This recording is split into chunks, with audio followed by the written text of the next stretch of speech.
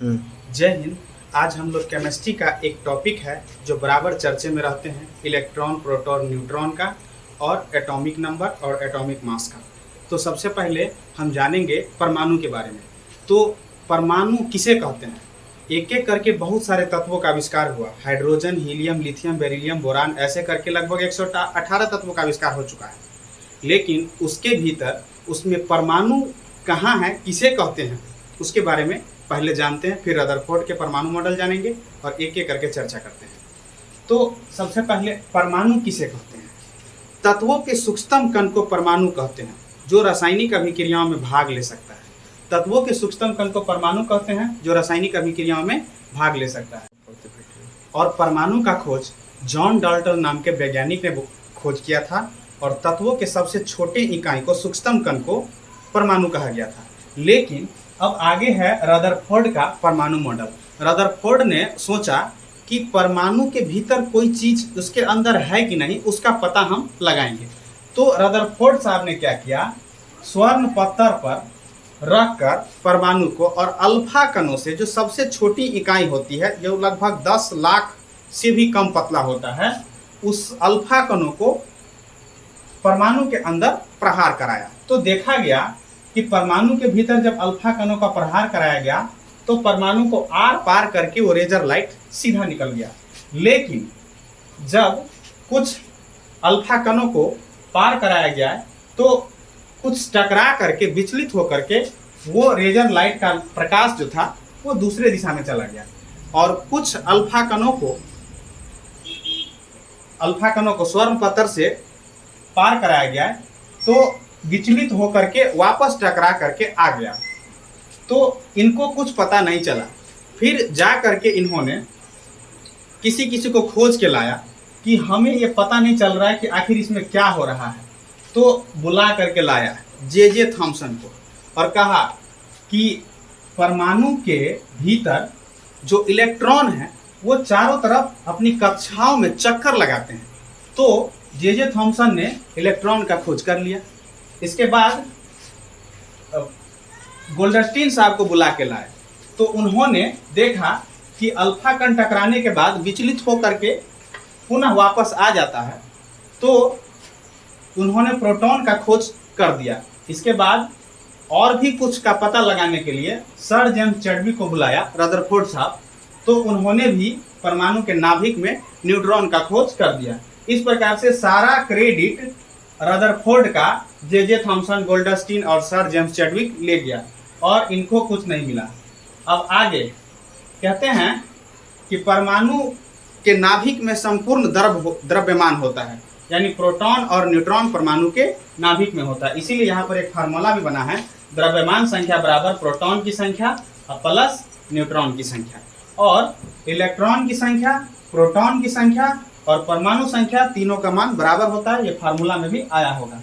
इसके बाद आगे हम देखते हैं, बोर नाम के वैज्ञानिक ने सोचा कि परमाणु के भीतर जो इलेक्ट्रॉन चक्कर लगाते हैं उसमें पहली कक्षा, दूसरी कक्षा, तीसरी कक्षा में कितना कितना इलेक्ट्रॉन तैर सकते हैं, यानी चक्कर लगा सकते हैं। तो उन्होंने क्या किया, एक 2n² का फार्मूला बनाया और पहली कक्षा को k से सूचित किया, दूसरी को L से, तीसरी को M से, चौथी को N से और पांचवी को O से सूचित किया। अब पहली कक्षा में n का मान 1 इलेक्ट्रॉन, n का मान 1 रखा तो 1 का स्क्वायर गुने 2 बराबर 2। दूसरी में n का मान 2 रखा तो 2 दूना 4 दूना 8। तीसरी कक्षा में n का मान 3 रखा तो 3 तिया 9 दूना 18। चौथी कक्षा में n का मान 4 तो 4 चौका 16 दूना 32। पांचवी कक्षा में n का मान 5 25 दूना 50। तो इस प्रकार से देखा कि पहली कक्षा में 2 इलेक्ट्रॉन तैर सकता है, दूसरी कक्षा में 8 इलेक्ट्रॉन तैर सकता है, तीसरी कक्षा में 18 इलेक्ट्रॉन तैर सकता है, चौथी कक्षा में 32 इलेक्ट्रॉन तैर सकता है और पांचवी कक्षा में 50 इलेक्ट्रॉन तैर सकता है। और इस आधार पर इलेक्ट्रॉनिक विन्यास निकालना भी आसान हो गया। जैसे कार्बन है, तो कार्बन है, इसका मतलब इसका इलेक्ट्रॉनिक विन्यास हम कितना निकालेंगे, यानी कार्बन प्रथम कक्षा में कितना इलेक्ट्रॉन के साथ तैर सकता है, दूसरा कक्षा में कितना इलेक्ट्रॉन के साथ तैर सकता है। तो प्रथम कक्षा में 2 इलेक्ट्रॉन, और बाकी 8 पूरेगा नहीं और 6 पुराने के लिए 4। इसका मतलब ये समझेंगे कि आदमी के पास 6 पूरी है और 6 पूरी में पहले पंक्ति में 2 आदमी को देना है तो 2 पूरी बांट दिए, और दूसरी पंक्ति में 8 की जरूरत है लेकिन आपके पास 6 ही था, 2 बांट चुके हैं और 4 रह गया तो 4 लिख देंगे। यानी लास्ट कक्षा में कार्बन के जो है 4 इलेक्ट्रॉन तैर सकता है। इसी प्रकार से सोडियम 11 है तो सोडियम के प्रथम कक्षा में 2 इलेक्ट्रॉन तैर सकता है, अगली कक्षा में 8 इलेक्ट्रॉन तैर सकता है, और अगली कक्षा में 18 है ही नहीं क्योंकि यहाँ पर 11 को पूरी रखा हुआ है, 8 2 10, और लास्ट कक्षा में 1 इलेक्ट्रॉन सोडियम का तैर सकता है। इसी प्रकार से यानी चक्कर लगा सकता है। सल्फर है, सल्फर के प्रथम कक्षा में 2 इलेक्ट्रॉन, अगली कक्षा में 8 इलेक्ट्रॉन, इसके बाद 18 तो पूर्ण नहीं सकता तीसरी कक्षा में, तो 2 8 10 और 6, तो लास्ट कक्षा में 6 इलेक्ट्रॉन तैर सकते हैं। और ये इलेक्ट्रॉनिक विन्यास भी हमारा निकल रहा है, हम इलेक्ट्रॉनिक विन्यास ही सीख रहे हैं। इसके बाद कैल्शियम है, इसके प्रथम कक्षा में 2 इलेक्ट्रॉन, दूसरी कक्षा में 8 इलेक्ट्रॉन, और तीसरी कक्षा में 18 पूरेगा नहीं तो लास्ट कक्षा में 10 इलेक्ट्रॉन इसका तैर सकता है। इसी प्रकार से मैग्नीज है, मैग्नीज का इलेक्ट्रॉनिक विन्यास निकालेंगे 25, तो पहली कक्षा में 2 इलेक्ट्रॉन, दूसरी कक्षा में 8 इलेक्ट्रॉन, और तीसरी कक्षा में 25 पुराने के लिए कितना कम हो रहा है 15, और अगला 30 है जिंक। अब जिंक को इलेक्ट्रॉनिक विन्यास निकालेंगे, पहली कक्षा में 2 इलेक्ट्रॉन, दूसरी कक्षा में 8 इलेक्ट्रॉन, तीसरी कक्षा में 18, और चौथी कक्षा में 2 इलेक्ट्रॉन, यानी 8 2 10, 10 20, 8 28, 2 30 उड़ जाता है।